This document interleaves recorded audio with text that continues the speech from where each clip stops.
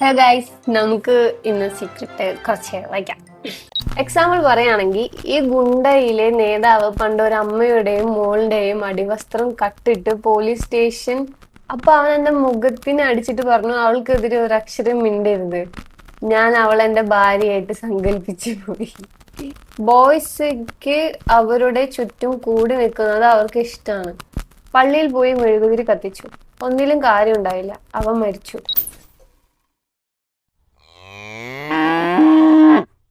അപ്പോ ആദ്യത്തെ സീക്രട്ട്, ഞാൻ പറയുന്ന കഥ ഒരു കൊല്ലം മുന്നേ വളരെ വിവാദം ഉണ്ടാക്കിയ ഒരു കഥയാണ്. ഇതിൽ തമാശയുണ്ട്, സൈബർ തട്ടിപ്പുണ്ട്, പള്ളിയും അതിലെ കൈവശപ്പെടുത്തിയ ഗുണ്ടകളുണ്ട്. സംഭവം നടക്കുന്നത് കഴിഞ്ഞ വർഷം ഇതേ സമയം, അതായത് ഡിസംബർ മാസം. ഞങ്ങളുടെ നാട്ടിൽ രണ്ട് വിഭാഗം ആൾക്കാരുണ്ട്. ഒന്നാമത്തെ പള്ളിയിലെ അച്ഛന്റെ സൈഡുള്ള, പിന്നെ കുറെ പ്രശ്നം ഉണ്ടാക്കാൻ നടക്കുന്ന ആൾക്കാർ. അങ്ങനെ ഈ പ്രശ്നം ഉണ്ടാക്കുന്ന ആൾക്കാര് പള്ളിയിൽ പ്രാർത്ഥന മുടക്കുകയും പള്ളിയുടെ മുന്നിൽ വന്ന് ഗുണ്ടായിസം കാണിക്കുകയും പെൺകുട്ടികളെ കാണുമ്പോൾ വേണ്ടാത്ത നോട്ടവും കമന്റും ചെയ്യുമായിരുന്നു ഈ ഗുണ്ടകൾ. അച്ഛൻ ഇത് എതിർക്കാൻ നോക്കിയതിൽ അവിടെ ഗുണ്ടകളെല്ലാരും വളഞ്ഞു പുള്ളിയെ ഒരു ഭ്രാന്തനാണെന്ന് ചിത്രീകരിച്ച് പള്ളിയിൽ നിന്ന് തുരത്തി ഓടിക്കാനായിരുന്നു ഇവരുടെ സൂത്രം. അച്ഛന്റെ സൈഡിലുള്ള ആളുകൾ വളരെ വിദ്യാഭ്യാസമുള്ളതും ഹൈ സ്റ്റാൻഡേർഡ് ആയിട്ടുള്ള ആൾക്കാരാണ്. അവരൊരിക്കലും ഈ പ്രശ്നത്തിന് മുന്നിട്ടിറങ്ങാൻ പറ്റില്ല, കാരണം അവർക്ക് നാണക്കേടാണ്. നാട്ടുകാരെന്ത് വിചാരിക്കും എന്നാണ് പേടി. അച്ഛൻ 3 വർഷം കഴിഞ്ഞ് സ്ഥലം മാറ്റി പോകും, അപ്പൊ ഇവർക്ക് പണി കിട്ടും എന്നുള്ള പേടി. ആരും ഇവർക്കെതിരെ ഒന്നും പറയില്ല, പേടിയാണ്. അങ്ങനെ എനിക്കൊരു ഐഡിയ തോന്നി. ഒരു സ്ത്രീയുടെ പേര് വെച്ച് ഒരു ഫേക്ക് അക്കൗണ്ട് ഉണ്ടാക്കി. ബൈ ദ വേ, ആമ ബോയ്. ഒരു പാവം പിടിച്ച വയസ്സനായ പുല്ല് വെട്ടാൻ വന്ന അണ്ണന്റെ നമ്പർ വാട്സപ്പ് ലോഗിൻ ചെയ്തു. എന്നിട്ട് ഈ അച്ഛന്റെ സൈഡിലുള്ള ആളുകൾ ഉള്ള ഗ്രൂപ്പിൽ ഞാൻ എങ്ങനെയൊക്കെയോ കയറി. ഈ ഗ്രൂപ്പിന്റെ പശ്ചാത്തലം എങ്ങനെയാണെന്ന് വെച്ചാൽ, എതിരാളികളുടെ ചാരന്മാരും ഉണ്ട്. അപ്പോ ഈ ഗ്രൂപ്പിൽ പറയുന്നതെല്ലാം മറ്റുള്ള ഗ്രൂപ്പിൽ, അതായത് ഗുണ്ടകളുടെ ഗ്രൂപ്പിൽ എത്തും. ഒന്ന്, ആദ്യം തന്നെ എനിക്ക് വീഡിയോ സെൻഡ് ചെയ്യാൻ ഒരാൾ ആവശ്യമുണ്ടായിരുന്നു. അപ്പൊ ഞാൻ ഈ ഗ്രൂപ്പിൽ നിന്ന് ഒരു പുള്ളിയെ ഫേക്ക് അക്കൗണ്ട് വെച്ച് പറ്റിച്ച് വീഴ്ത്തി. അങ്ങനെ 1 മാസം അവനെ പ്രേമിച്ച് അവൻ ഈ ഫേക്ക് അക്കൗണ്ടിനെ കെട്ടണമെന്നായി. എന്റെ മെയിൻ ഒബ്ജക്റ്റീവ് എന്താന്ന് വെച്ചാൽ, ഇവനാണ് ഏറ്റവും വലിയ പത്രം. ഇവിടെയുള്ളത് മറ്റൊടത്ത് പോയി പറയും, അവിടെയുള്ളത് ഇവിടെ വന്ന് പറയും, എന്നിട്ട് തല്ലി തല കീറി ചാകും എല്ലാരും കൂടി. ഇതൊരു ലൂപ്പാണ്. എനിക്ക് മനസ്സിലായത് ഇതൊരു പാറ്റേൺ ആണ്, എപ്പോഴും ഇത് സംഭവിക്കും. ഇവിടെയാണ് പണി തുടങ്ങുന്നത്. അച്ഛന്റെ സൈഡിലുള്ള ആൾക്കാരൊന്നും പ്രതികരിക്കാത്തത് കൊണ്ടാണ് ഈ ഗുണ്ടകൾ പള്ളിയിൽ അച്ഛനെ ബുദ്ധിമുട്ടിക്കുന്നത്. ഈ ഗുണ്ടകൾ അവരെ തന്നെ ചിത്രീകരിച്ചിരുന്നത് വളരെ എന്തോ സംഭവമായിട്ടായിരുന്നു. അപ്പൊ എന്റെ മനസ്സിൽ വന്ന ഐഡിയ എന്താന്ന് വെച്ചാൽ, ഈ ഗുണ്ടകളുടെ എല്ലാവരുടെയും ഹിസ്റ്ററി എടുത്തിട്ട് ബ്രാക്കറ്റിൽ ഒളിപ്പിച്ചു വെച്ചിരിക്കുന്ന സീക്രട്ട്, ടോപ്പ് സീക്രട്ട് പുറത്താക്കുക എന്നതായിരുന്നു. അങ്ങനെ ഞങ്ങൾ 30 പേരുടെ ലിസ്റ്റ് ഇട്ടു. ഇവരാണ് മെയിൻ ആയിട്ട് അച്ഛനെതിരെ പ്രശ്നം ഉണ്ടാക്കുന്ന ആൾക്കാര്. നോക്കിയപ്പോ ഈ 30 പേരും പല ഓളത്തരവും ചെയ്ത ആളുകളാണ് ഈ വലിയ സംഭവമായിട്ട് നിൽക്കുന്നത്. എക്സാമ്പിൾ പറയുകയാണെങ്കിൽ, ഈ ഗുണ്ടയിലെ നേതാവ് പണ്ട് ഒരു അമ്മയുടെയും മോളുടെയും അടിവസ്ത്രം കട്ടിട്ട് പോലീസ് സ്റ്റേഷൻ വാണിംഗ് കൊടുത്ത് വിട്ടതാണ്. മറ്റുള്ളവൻ ഓട് പൊക്കി ഒരു ദമ്പതികളുടെ കിടപ്പറ രംഗങ്ങൾ കാണുകയായിരുന്നു. പുള്ളിയുടെ അമിതഭാരം കൊണ്ട് ഓട് പൊട്ടി താഴെ വീണു. നോക്കിയപ്പോ അവരുടെ ബെഡിൽ ഇയാൾ കിടക്കുന്നു. നാട്ടുകാർ ഓടിച്ചിട്ട് ഇടിച്ചു ആസ് യൂഷ്വൽ അതുപോലെയുള്ള. പിന്നെ ഒരാള് ഓടിച്ചിട്ട് കടിച്ചു, പേപ്പട്ടി കടിക്കുന്നത് പോലെ. ഇങ്ങനെയുള്ള കാര്യങ്ങളെല്ലാം ഞാൻ വീഡിയോ ഉണ്ടാക്കി വാട്സപ്പിൽ പ്രചരിക്കാൻ തുടങ്ങി. പരദൂഷണ കമ്മിറ്റി, കവലകളിലെ വല്യപ്പന്മാർ, കുടുംബശ്രീ ചേച്ചികൾ ഓണായി. എന്തിന്? ഇത് തന്നെയായിരുന്നു ആ മാസത്തെ സംസാരം. ഇങ്ങനെ ഗുണ്ടകളുടെ സത്യാവസ്ഥ എല്ലാവർക്കും മനസ്സിലായി. നാട്ടിൽ ഇവന്മാർക്ക് തലപൊക്കി നടക്കാൻ പറ്റാതെയായി. പള്ളിയിൽ സ്ഥലത്ത് വരാണ്ടായി. നാട്ടുകാരെല്ലാം സന്തുഷ്ടരായി. അങ്ങനെ ഇന്നും അവർ ആ വീഡിയോ ഉണ്ടാക്കി അവളെയും നോക്കി നടക്കുകയാണ് ഗുണ്ടകൾ. അതൊരു വലിയ സീക്രട്ട് ആണ്. പക്ഷെ ട്വിസ്റ്റ്, ഈ പ്രശ്നം കഴിഞ്ഞതോടെ ഞാൻ അക്കൗണ്ടിന്റെ പണി നിർത്തി. ഞാൻ ആദ്യം പറഞ്ഞ ആ പുള്ളി അവൾ തിരിച്ചു വരും എന്ന് കരുതി പുള്ളിക്ക് ഒരു കല്യാണാലോചന വന്നിട്ട് അത് തട്ടിക്കളഞ്ഞു. എന്നിട്ട് അവൾ കൈ കാത്തിരിക്കുകയാണ്. ശരിക്കുള്ള ഞാൻ പുള്ളിയോട് പറഞ്ഞു, ബ്രോ അവൾ തേച്ചിട്ട് പോയി, ഇനി അങ്ങോട്ട് തിരിഞ്ഞു നോക്കണ്ട.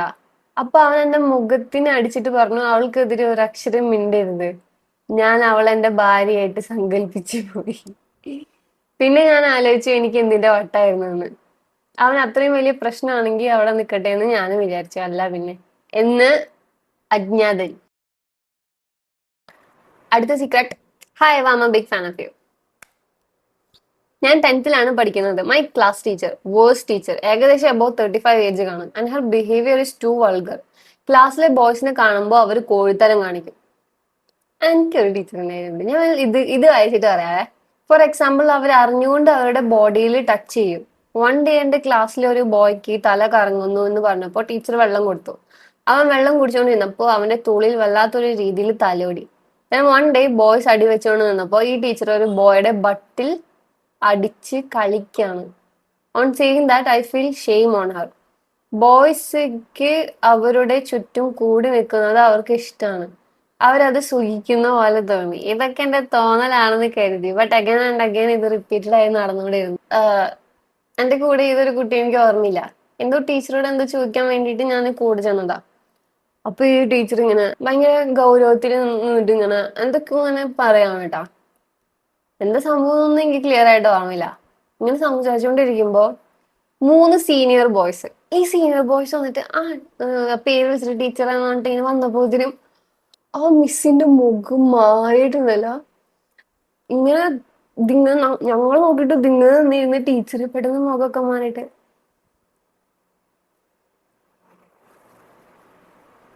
ഇങ്ങനെ നിക്കുക. ഇത് ഞാൻ ഷോക്കായി പോയി. ഇതെന്താ ഇങ്ങനെ പെട്ടെന്നൊരു മാറ്റം? മൂഡ് ചേഞ്ച് ആവുന്ന സ്പീഡ്. അടുത്ത സീക്രട്ട്. എന്റെ പേര് ഡാഷ്. ഐം 23 year old. ഞാൻ എന്റെ കഥ അല്ല, എന്റെ ഫ്രണ്ടിന്റെ കഥ ഇവിടെ ടൈപ്പ് ചെയ്യാൻ പോകുന്നത്. പാസ്റ്റിൽ നടന്ന കാര്യം മുമ്പ് പ്രസന്റിൽ കാര്യം പറയാം. പാസ്റ്റിൽ നടന്ന കാര്യം മുൻപ് പ്രസന്റിലെ കാര്യം പറയാം. ഞാൻ എന്റെ സ്കൂളിൽ പഠിച്ച ഫ്രണ്ടിനെ മീറ്റ് ചെയ്തു. ഞാൻ അവന് 5ാം ക്ലാസ് മുതലേ അറിയാം. ഒരുപാട് നാള് കഴിഞ്ഞ മീറ്റ് ചെയ്യുന്നത്. ഞങ്ങളെല്ലാം സംസാരിച്ചു. എല്ലാം എന്ന് പറഞ്ഞാൽ ജോലി, സാലറി, അതൊക്കെ. അവന്റെ എന്റെ അടുത്ത് ചോദിച്ചു, നിനക്ക് ലവ് അഫെയർ ഒന്നും ഉണ്ടായിട്ടില്ലേന്ന്. ലവർ അഫെയറോ? ഞാൻ പറഞ്ഞു ഇല്ലടാ. നെക്സ്റ്റ് പറഞ്ഞത് ഒരു മസാജ് സെന്ററിനെ കുറിച്ചാണ്. അവിടെ എല്ലാം നടക്കുമെന്ന് പറഞ്ഞു. ഞാൻ ചോദിച്ചു, എന്താടാ നിനക്ക് അവിടെ പോണമെന്നുണ്ടോന്ന്. അവൻ പറഞ്ഞു, അതിനിപ്പോ എന്താ കുഴപ്പം, പോവാൻ പറ്റിയാ പോവും. അവന്റെ എന്റെ അടുത്ത് ചോദിച്ചു, നീ കല്യാണം കഴിക്കാൻ പോകുന്ന പെൺകൊച്ച് ഫ്രഷ് ആണോ എന്ന്, നിനക്ക് ഉറപ്പുണ്ടോന്ന്. അതില്ല എന്ന് പറഞ്ഞു. എനിക്ക് അതുപോലെയുള്ള ചിലതൊക്കെ എനിക്ക് അറപ്പാണ് എന്ന് പറഞ്ഞു. ഇതിന് കാരണം എന്റെ പാസ്റ്റിലെ കാര്യമാണ്. അത് ഞാൻ 3ാം ക്ലാസ്സിൽ പഠിക്കുമ്പോഴാണ് നടന്നത്. എനിക്ക് 5 ഫ്രണ്ട്സ് ഉണ്ട്. അതിലൊരു ഫ്രണ്ട് എന്റെ സ്ഥലത്തുള്ള ഫ്രണ്ടാണ്. ഞങ്ങൾ എല്ലാവരും ഒരേ സ്കൂൾ ബസ്സിലാണ് പോകുന്നത്. എല്ലാ ഈവനിങ്ങിലും ഞങ്ങള് ഓടിക്കളിക്കും. എപ്പോഴും വീഴുന്നത് ഞാനാണ്. ഞാൻ കുറച്ച് തടിച്ചിട്ടായിരുന്നു. അങ്ങനെ ഇരിക്കെ ഒരു ദിവസം ഞാൻ നല്ലൊരു വീഴ്ച വീണു. മുട്ടൊടിഞ്ഞു, കുറച്ച് ബ്ലഡ് വന്നു. ഫ്രണ്ട് അവരെ ബുക്കിൽ നിന്ന് പേപ്പർ കീറി, എന്നിട്ട് എന്റെ മുട്ടി ഒട്ടിച്ച് വെച്ചു ബ്ലഡ് പോവാതെ ഇരിക്കാൻ. അപ്പോഴാണ് എന്റെ ഫ്രണ്ടിന്റെ ചെവിയിൽ നിന്ന് വെള്ളം പോലെ എന്തോ വരുന്നത് കണ്ടത്. ഞാൻ അത് പറഞ്ഞു. ഈവനിങ് ബസ്സിൽ കയറിയപ്പോ അവന്റെ ഇത് തന്നെയാണ് കണ്ടത്. അങ്ങനെ ഒരു ദിവസം അവൻ അവന്റെ 2 ചെവിയിലും പഞ്ഞി വെച്ച് കൊണ്ട് വരാൻ തുടങ്ങി. ഞങ്ങൾ ചോദിച്ചു. അവൻ പറഞ്ഞു ഡോക്ടറിനെ കാണിച്ചു, എന്താ അസുഖം എന്ന് അറിയില്ലാന്ന്. പിന്നെ ദിവസം കഴിയുന്നതനുസരിച്ച് അവന്റെ അവസ്ഥ മോശമായി തുടങ്ങി. ടീച്ചേഴ്സ് അവന്റെ അടുത്ത് ഒറ്റയ്ക്ക് ഇരുന്ന് ഫുഡ് കഴിക്കാൻ പറഞ്ഞു. ഞങ്ങൾ കഴിക്കുമ്പോഴും അവൻ ഒറ്റയ്ക്ക് ബെഞ്ചിലിരുന്ന് കഴിക്കുന്നത് കണ്ടു. പിന്നെ അവൻ ഞങ്ങളുടെ അടുത്ത് ഇരിക്കാതെയായി. ഈ കാര്യം പാരന്റ്സ് മീറ്റിംഗിൽ ടീച്ചർ എല്ലാവരോടും പറഞ്ഞു. ബെഞ്ചിൽ ഒറ്റയ്ക്ക് ഇരുന്ന് അവൻ കരയുന്നത് ഞാൻ കണ്ടിട്ടുണ്ട്. 8 വയസ്സുള്ള എനിക്ക് എന്ത് പറഞ്ഞ് സമാധാനിപ്പിക്കണമെന്ന് അറിയില്ലായിരുന്നു. ഇത് തുടർന്നുകൊണ്ടിരുന്നു 4ാം ക്ലാസ് കഴിയുന്നത് വരെ. ഒരു നവംബറിൽ അവൻ ഹോസ്പിറ്റലിൽ അഡ്മിറ്റഡ് ആയി. ഞാൻ പഠിച്ചത് ക്രിസ്ത്യൻ സ്കൂൾ ആയതുകൊണ്ട് എല്ലാ ദിവസവും പ്രെയർ ഉണ്ടായിരുന്നു. അവന് വേണ്ടി പ്രാർത്ഥിക്കുമായിരുന്നു ഞങ്ങൾ. പള്ളിയിൽ പോയി മെഴുകുതിരി കത്തിച്ചു. ഒന്നിലും കാര്യം ഉണ്ടായില്ല. അവൻ മരിച്ചു. മരണകാരണം മരണകാര്യം അപ്പോൾ അറിയില്ല. എല്ലാവരും അവനെ അവസാനമായി കാണാൻ പോയി. ഞാൻ ദൂരെ നിന്ന് അവനെ അവസാനമായി കണ്ടു. ഞാൻ ആ ദിവസം ഒരുപാട് കരഞ്ഞു. കുറച്ചു നാൾ കഴിഞ്ഞപ്പോൾ അവന്റെ അമ്മ മരിച്ചു. പിന്നെ അവന്റെ അച്ഛനും മരിച്ചു. ഞാൻ 9th എത്തിയപ്പോഴാണ് എനിക്ക് മനസ്സിലായത് എല്ലാവർക്കും ഒരേ അസുഖമായിരുന്നു, HIV. അവന്റെ അച്ഛൻ ഒരു മുംബൈ കമ്പനിയിലെ ജോലിക്കാരനായിരുന്നു. അയാൾ കാരണമാണ് ഇതൊക്കെ നടന്നത്. അടുത്ത secret. Hi Eva, hope you are fine. You can tell me. You can ഞാൻ കൊറേ തെറ്റി വായിക്കുന്നു. എന്ത് പറ്റിയെന്ന് എനിക്ക് അറിയില്ല. You can call me A. I am in +1. I had a friend H. I met him after on exam when I was in 9th. He was the class topper of 9th A. I'm the topper of 9th B. We clicked due to our interest in studies. He didn't have much friends like close ones. We started talking and soon became good friends. We used to walk home together as our houses were close. Then we reached 10th. Everything was fine until after Onam exam of 10th. One Sunday, his mom called me and asked me if I had seen him. I told her that I didn't. Later, when I was in Chikangada, I got a call from the police SI saying that H was missing. Now I will switch to Manglish. Sorry for not writing in Malayalam. ഞാൻ worried ആയിരുന്നു എന്ന് പറഞ്ഞാൽ it would be a lie. ആയിരുന്നു ചെറുതായിട്ട്, but not that when your close friend is missing. I felt bad that I was not worried enough for a missing friend. Luckily, he was found the next day. He went to the neighboring state but didn't say why. Then began his downfall. ക്ലാസ്സിൽ വരവ് നിർത്തി. Model എക്സാമിന് പോലും വന്നില്ല. വന്നത് SSLC എക്സാമിനും പിന്നെ IT പ്രാക്ടിക്കലിനും മാത്രം. ക്യാമ്പിലും rare ആയിട്ട് വന്നിട്ടുള്ളൂ. അങ്ങനെ 10th കഴിഞ്ഞ് ഞാൻ ബഹ്റൈനിലേക്ക് പോയി. അവിടെ സോഷ്യൽ മീഡിയയിൽ അധികം ആക്റ്റീവ് അല്ല. എങ്കിലും ഞങ്ങൾ 2-3 ടൈംസ് സംസാരിച്ചു. അങ്ങനെ ന്യൂ ഇയർ വന്നു. ഞാൻ കൗച്ചിലിരിക്കുമ്പോഴാണ് എൻ്റെ ഫ്രണ്ട് ആ കാര്യം പറയുന്നത്.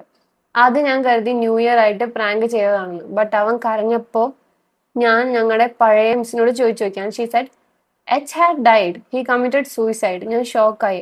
എൻ്റെ ഹാർട്ട് ബീറ്റ് റൈസ് ആയി. കാലുകൾ എടറി ഭയം ഉള്ളിൽ കയറി ഫോർ സം റീസൺ. പക്ഷെ എൻ്റെ കണ്ണ് നിറഞ്ഞില്ല. ഒരു തുള്ളി കണ്ണീര് പോലും എൻ്റെ കണ്ണിൽ നിന്ന് പൊടിഞ്ഞില്ല. ഞാൻ ഷോക്കായിരുന്നു. But I felt so bad. I was sure H considered me as a close friend, but I didn't. Not couldn't. I didn't cry for him. And after one day, 3/1/25, I was back to normal. I was laughing at reels and movies, watching, which was like salt in a scar. എത്ര ചിരിക്കുന്നോ അത്രയും ഞാൻ guilty ആയിട്ട് feel ചെയ്തു. H was one of my best friend and I didn't even cry for him. I'm a terrible person, a terrible friend. And the worst part is that I lost the sense of guilt as I'm writing this. ഞാൻ ഒരു മോശം വ്യക്തിയാണെന്ന് എനിക്ക് തോന്നുന്നു. Please tell me, am I a bad person? And പറ്റുവാണെങ്കിൽ please reply. വീഡിയോയിൽ വരുമെന്ന് പ്രതീക്ഷിക്കുന്നു. I really love your videos and you are cute. See, this is what I mean. I'm complimenting you when my friend died. എന്ന് ടാഷ്. നമ്മുടെ grief എന്ന് പറയുന്നത് ഒരു performance അല്ല.